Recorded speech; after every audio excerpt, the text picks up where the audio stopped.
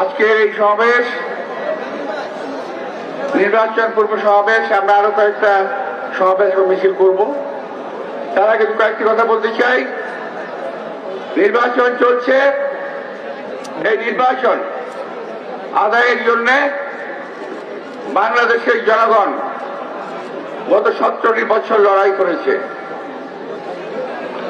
বিএনপির বহু নেতা কর্মী আত্মাহুতি দিয়েছে, গুম হয়েছে, শাহাদাত বরণ করেছে। সারা বাংলাদেশের মানুষ ভুক্তভোগী হয়েছে। এই দেশের মানুষ দীর্ঘদিন কথা বলতে পারে না, গণতান্ত্রিক অধিকার ছিল না। এটা আমরা এই দেশের মানুষ আন্দোলন করে আদায় করেছি। অনেকে বলেন যে তারা 7 দিন আন্দোলন করে শেখ হাসিনাকে পরাস্ত করেছে।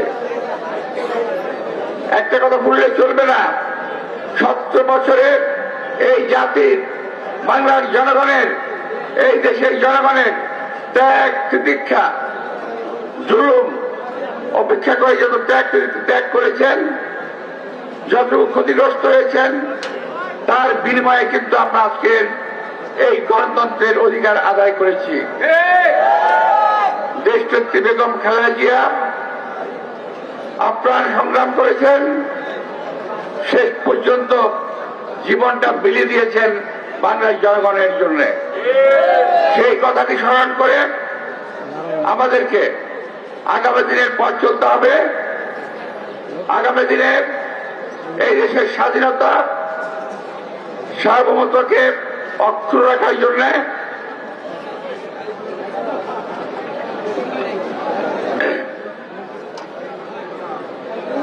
আমাদের একটি সুষ্ঠু নির্বাচন করতে হবে। এই নির্বাচন বানচাল করার জন্য, এই নির্বাচন থেকে দেশের মানুষকে অন্যদিকে সরিয়ে দেওয়ার জন্য আজকে চক্রান্ত চলছে। এই কথাটি আমাদের স্মরণ রাখতে হবে। আপনারা দেখছেন নির্বাচন আমরা বহু করেছি, ব্যক্তিগতভাবে আমি বহু নির্বাচন করেছি, 5-7টি নির্বাচন আমি করেছি। 1991 সালে জামাতের ভারপ্রাপ্ত আমির আব্বাস আলী খান সাহেব, আওয়ামী লীগের নেতৃবৃন্দ, নেতারা এবং বহু দল অংশগ্রহণ করেছিল নির্বাচনে।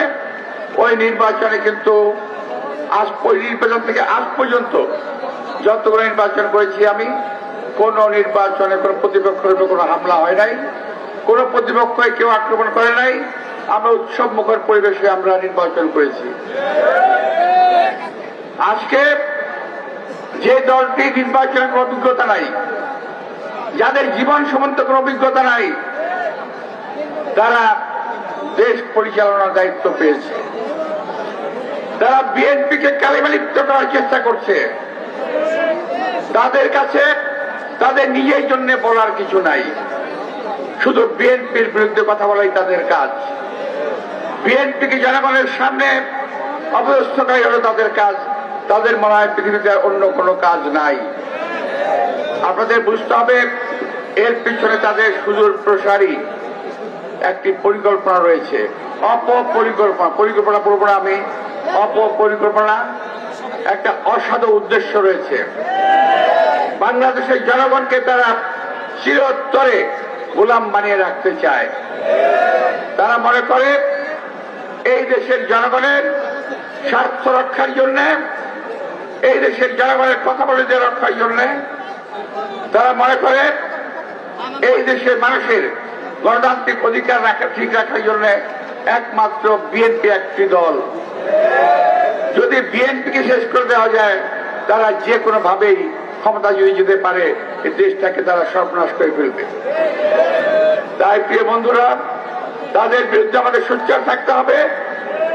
তার অর্থ এই নয় যে আমরা কোন প্রতিপক্ষের সঙ্গে ঝগড়া ফেসাদ করব। বিএনপি কোন প্রতিপক্ষের সঙ্গে ঝগড়া ফেসাদ করতে চায় না, আমরাও করব না।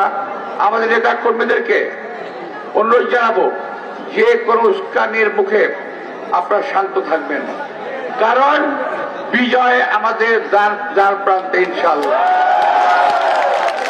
এই বিজয়কে অন্য কেউ যাতে অন্য খাতে প্রবাহিত করতে না পারে সেদিকে আপনারা খেয়াল রাখবেন। মাত্র কয়েকটা দিন ধৈর্য ধরবেন, কোন রকম চক্রান্তের ফাঁদে পা দেবেন না।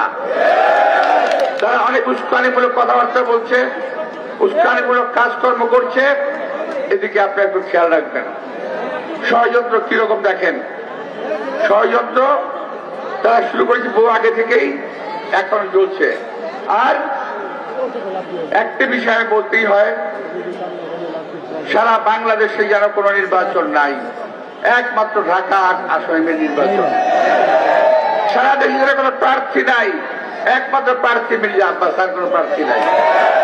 এমন একটা ভাবসাব তাদের ভিতরে। ভাই, বাংলাদেশের 300টি আসনে বিএনপি নির্বাচন করছে, শান্তিপূর্ণ নির্বাচন হচ্ছে। আমার এখানে কোন অশান্তি সৃষ্টির চেষ্টা করবেন না। আপনি যদি চেষ্টা করেন, জনগণ তার জবাব দেবে। আমরা তার জবাব দেব না। জনগণ 12 তারিখে ভোটের মাধ্যমে, ব্যালটের মাধ্যমে জবাব দেবে। এবং আজকের যে মিছিল ইনশাল্লাহ আমাদের হবে, সেই মিছিল থেকে শিক্ষা নিন। বিএনপির সামনে বাংলাদেশের কোন দল টিকে থাকতে পারে না, পারবে না। আমাদের কর্মীরা এখন পর্যন্ত অত্যন্ত শান্ত এবং নীরব, ভালো ভূমিকা পালন করছে। আমি আমার কর্মী ভাইদেরকে অসংখ্য ধন্যবাদ জানাবো, আপনারা ধৈর্য ধারণ করবেন। বিএনপির কর্মীরা সুশৃঙ্খল নয়, বিএনপির কর্মীরা সুশৃঙ্খল। বিএনপির কর্মীরা চক্রান্তবাদী নয়, বরং যারা চক্রান্ত করে তাদের বিরুদ্ধে বিএনপির কর্মীরা রুখে দাঁড়াতে পারে। কিন্তু এটা প্রমাণ করার সময় এখন না। আমরা নির্বাচনের পরে দেশকে শান্ত রাখার চেষ্টা করবো। আজকে অনেকে বলছেন নির্বাচনের পরে বিএনপিকে দেখে নেবে, বিএনপি কি করতে পারে। আমরা ভাই নির্বাচনের আগে এবং পরে দেশকে শান্ত রাখতে চাই, দেশের মানুষকে শান্তি দিতে চাই, দেশের মানুষের মুখে হাসি ফোটাতে চাই। কোন ঝগড়া নয়, কোন ফ্যাসাদ নয়। আজকে কিছু কিছু ছেলে কথা বলছে, তাদের ভিতরে মিনিমাম কোন শ্রদ্ধাবোধ নাই। আমি যখন ছোট ছিলাম, অর্থাৎ আমার বয়স তখন 40, আব্বাস আলী খান সাহেবের বয়স তখন আমার চেয়ে অনেক বেশি, 50 কিংবা 60। আজ পর্যন্ত জামাতের কিংবা অন্য কোন দলের কেউ বলতে পারবে না আমি তাদের বিরুদ্ধে কোন খারাপ কথা বলেছি। ওই সময় আওয়ামী লীগের নেতা এখনো বেঁচে আছেন মোজাফফর হোসেন পল্টু সাহেব, উনি নির্বাচন করেছেন। আমরা কথা বলেছি, মিছিলে দেখা হয়েছে, মুখোমুখি দেখা হয়েছে। আমরা একে অপরের কোলাকুলি করেছি। আমরা একে অপরের সঙ্গে আমরা বলেছি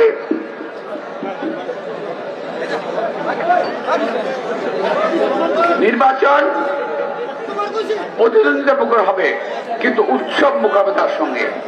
নির্বাচনকে আমরা একটা উৎসব হিসাবে নেব, ঝগড়ার উৎসব হিসাবে নয়। প্রিয় ভাইয়েরা, তারা যে সময় কথা বলছেন, আমি শুধু বলতে চাই, আমি যদি কথা বললে এখন হবে অন্য ভাষায়, আপনাদের ভাষায় আমি কোনো কথা বলবো না, আমার ভাষায় বলছি। বাবা, তোমাদের বয়স এখনো হয়নি ওরকম, তোমরা শ্রদ্ধা করতে শিখো। একটা কথা মনে রেখো, আমি শেখ সাদির একটা কবিতার ছোট্ট একটা লাইন বলতেছি, বে আদব বে নসিব বা আদব বা নসিব, অর্থাৎ বে আদব সব সময় কপাল খারাপ হয়, আর যার আদব কায়দা থাকে তার সব সময় কপাল ভালো থাকে। আমি আবারও বলছি, তোমার সবার জন্য কথা মনে রাখো।